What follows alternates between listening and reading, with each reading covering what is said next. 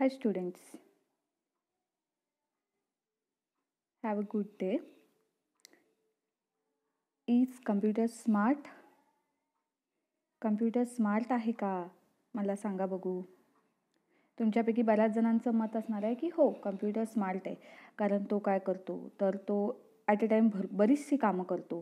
म्हणजे एकाच वेळेला तो गाणं पण प्ले करू शकतो, त्याच वेळेला आपण गेम खेळू शकतो किंवा टायपिंग करत असतो. भरपूर साऱ्या गोष्टी आपण कम्प्युटरवरती एकाच वेळेला करत असतो. कम्प्युटर कधीही चुकत नाही, बरोबर ना? तर त्यामुळे आपल्याला वाटतं की कम्प्युटर स्मार्ट आहे. पण मी आज तुम्हाला सांगणार आहे की नाही, कम्प्युटर स्मार्ट नाही आहे, आपण स्मार्ट आहोत. आला ना मनात प्रश्न? कम्प्युटरला स्मार्ट नाही म्हणायचं आणि आपण का स्मार्ट आहोत?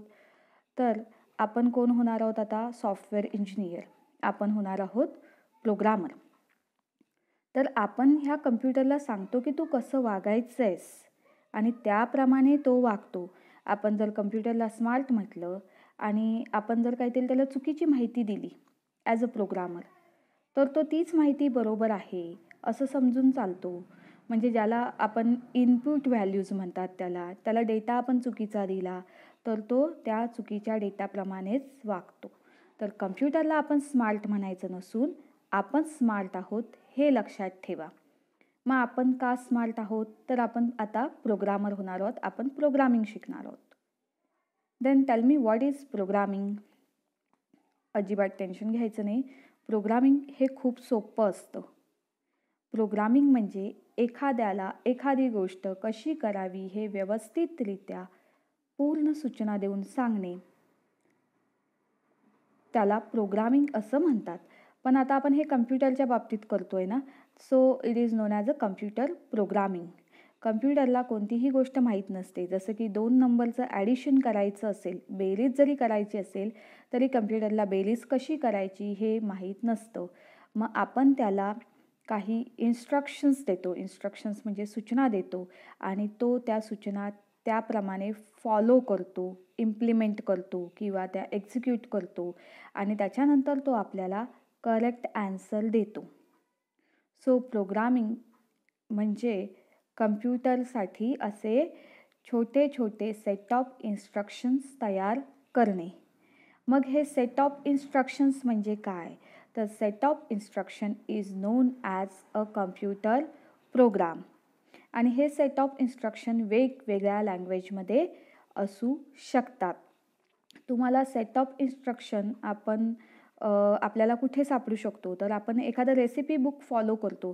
त्याच्यामध्ये अगदी आपल्याला भात जर बनवायचा झाला तर आपल्याला सांगितलेलं असतं, 1 वाटी तांदूळ घ्या, 2 वाटी पाणी घ्या, कुकर घ्या, कुकरच्या बेसमध्ये थोडंसं पाणी ठेवा, त्यामध्ये एका पातेल्यामध्ये हे मगाशी घेतलेले तांदूळ आणि पाणी मिक्स करा, ते पातेले ठेवा, त्या पातेल्यावर झाकण ठेवा, कुकरची शिटी प्रॉपर आहे का चेक करा, रिंग आहे का चेक करा, कुकरला झाकण लावा आणि त्याच्यानंतर कुकर गॅसवर ठेवून गॅस ऑन करा.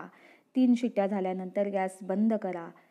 गॅस बंद केल्यानंतर थोडा वेळ कुकर थंड व्हायची वाट बघा आणि कुकर थंड झाल्यानंतर अलगद त्याचं झाकण उघडा, तुमचा भात तयार. अशा रीतीने कम्प्युटरला सगळ्या इन्स्ट्रक्शन देणे, that is non as a programming. आहे की नाही गमतीशीर? मग हे प्रोग्रामिंग शिकण्यासाठी आपल्याला कम्प्युटर लँग्वेजेसचा उपयोग करावा लागतो. तर जी लँग्वेज सगळ्यात सोपी आहे ती आपण आता शिकायची आहे. त्या लँग्वेजची मी तुम्हाला थोडीशी ओळख करून देते. सी लँग्वेज असं त्याचं नाव आहे. तर सी लँग्वेज आपण नंतरच्या व्हिडिओमध्ये बघू. पण आधी लँग्वेज म्हणजे काय? तर कोणतीही भाषा म्हटली, लँग्वेज म्हटली की त्याच्यामध्ये थोडंसं ग्रामर येतं. ग्रामरच्या आधी येतात त्यातली अक्षरं येतात. अक्षरं आली की त्या अक्षरांपासून शब्द बनतात. त्याच्यामध्ये काही नंबर्स येतात आणि त्या शब्दांपासून मग आपण वाक्य बनवतो. मग आपल्याला मराठी जरी भाषा घ्यायची असेल तर आपण त्याच्यामध्ये अ पासून आहा, अ आ इ ई अ पासून आहा हे स्वर वापरतो. क ख ग घ ज्ञ पासून ज्ञानेश्वर ज्ञ ही मुळाक्षरे वापरतो आणि नंतर ते स्वर आणि व्यंजन ह्यांचे कॉम्बिनेशन बनवून आपण अक्षरे तयार केली आहेत, त्या अक्षरांचा उपयोग करून शब्द बनवला आहे, शब्दांचा उपयोग करून वाक्य बनवलं आहे आणि त्याला पूर्णविराम दिला की आपलं वाक्य पूर्ण होतं. तर तशाच प्रकारे ही सी लँग्वेज आहे, त्याचं स्वतःचं काही ग्रामर आहे, पण ते आपण नंतर शिकू. पुढच्या व्हिडिओमध्ये आपण बघू की अल्गोरिदम म्हणजे काय. थँक्यू.